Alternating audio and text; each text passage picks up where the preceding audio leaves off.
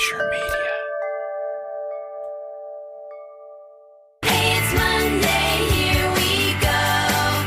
It's the Call Me Tony Show.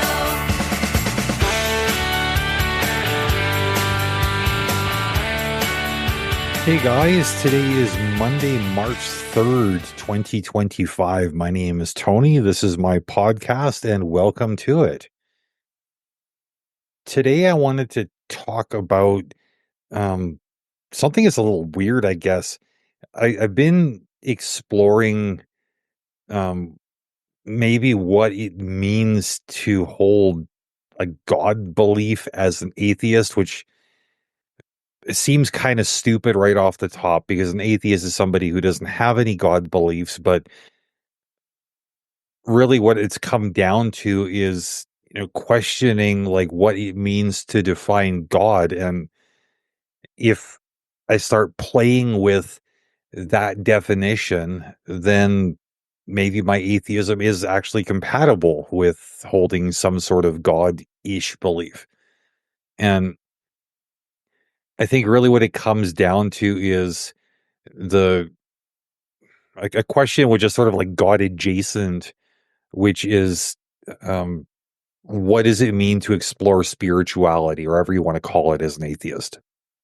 And this is a question I've been sitting with for a while. For most of my life, I thought spirituality, at least in a way that most people use the word, belonged to religion. It was something tied to faith, to belief in the supernatural, to practices and traditions that assume the existence of something beyond what we can observe. And since I don't believe in God, I assumed that spirituality wasn't something that I needed to think about. But recently, I walked into an interfaith space. Now, I wasn't looking for faith, wasn't looking for belief, but I was looking for something else, like a community maybe, a place where I could interact with a diverse group of people while still holding on to my individuality. And I didn't know what to expect because I didn't have a direct point of reference for a space like that. But what stood out to me almost immediately was that the idea of God wasn't framed in a way that required belief in the supernatural. It wasn't even framed in a way that limited it to any one religious tradition. Instead, it seemed like everyone was free to interpret it in a way that made sense to them, or in my case, to not engage with it at all. And that got me thinking, if spaces like this exist, spaces where belief is flexible and meaning is personal, then maybe conversations about spirituality or meaning or whatever we choose to call it aren't as exclusive as I once assumed. And maybe as an atheist, I don't have to shut myself off from these conversations just because I don't believe in a God. But at the same time, I don't like to use the word God myself. I don't like it. I don't need it. And I wonder, can I explore these ideas while still maintaining that boundary? For me, the word God carries a lot of weight. I grew up in a Christian environment where God wasn't just an abstract concept, he was an authority, a force that dictated morality, that demanded obedience, that structured every part of life. And for a long time after leaving that belief system behind, I felt a lot of hostility toward religion. I assumed that hostility was mutual, that people of faith would see me as an outsider, as someone who didn't belong in spaces that centered around meaning, ethics, or purpose. But in this interfaith community, something unexpected happened. I saw people using the word God in ways I hadn't considered before. Some spoke of God as a force of love. Others described God as the order underlying the universe. Some even use the word as nothing more than a metaphor for human ideals, a way to frame morality and connection without implying the existence of an actual being. The last idea was interesting to me because it made me wonder if God is just a word people use to describe something meaningful, is it possible to engage with those meanings without engaging with the word? And for me, the answer is clear. I don't need to use the word at all. And I don't particularly want to. But what I've realized is that I can be in spaces where others do. And that doesn't mean that I don't belong. This whole experience has also made me reflect on my relationship with religious spaces in general. Over time, I've learned that I can make myself comfortable in them. That wasn't always true. When I first deconverted from Christianity, I felt a lot of resentment toward religion, and I assumed that religious people would be equally resistant to my atheism. Looking back, I think I was projecting some of my own struggles onto those spaces. Maybe the discomfort I felt wasn't always about how I was being treated, but about my own lingering reactions to a past I hadn't fully processed yet. And sure, in some ways, I still feel like an outsider, but I also wonder how much of that is real and how much of it is in my head.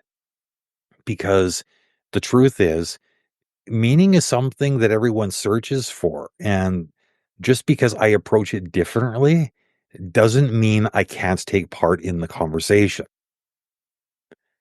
Now, I don't particularly like the word spirituality. It's been defined in so many different ways that to me, it doesn't communicate much of anything. But if someone asks me directly how I define it, or if I need to engage with the word for the sake of discussion, I'd say this. What others call spirituality, I see as existing at the crossroads of philosophy, science, personal experience, and emotion.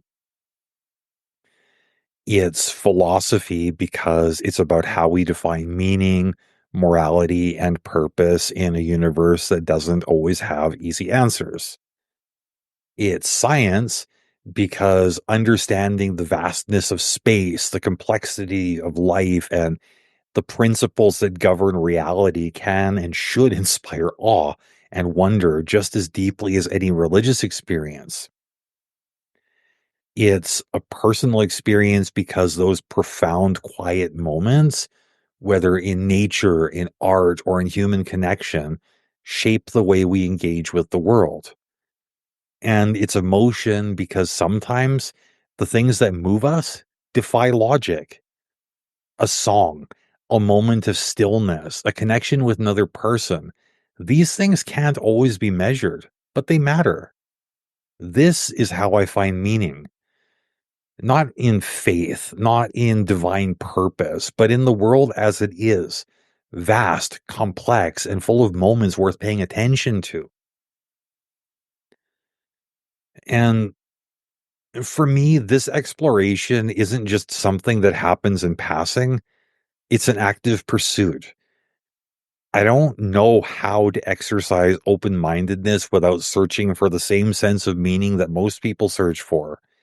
It's not about trying to replace something I lost. I don't feel like anything is missing. It's about refining my understanding of what already exists. The search for meaning isn't about discovering something external. It's about shaping how I make sense of my own experiences. And in that sense, I'm not so different from people who use the word spirituality freely. I just describe it differently. So, where does that leave me? Well, I still don't believe in God. I still don't like using the word. But I've realized that conversations about meaning, connection, and even spirituality, if we have to use that word, aren't exclusive to believers. What others call spirituality, I call meaning. What others call divine, I call remarkable. And what others look for in faith, I look for in understanding.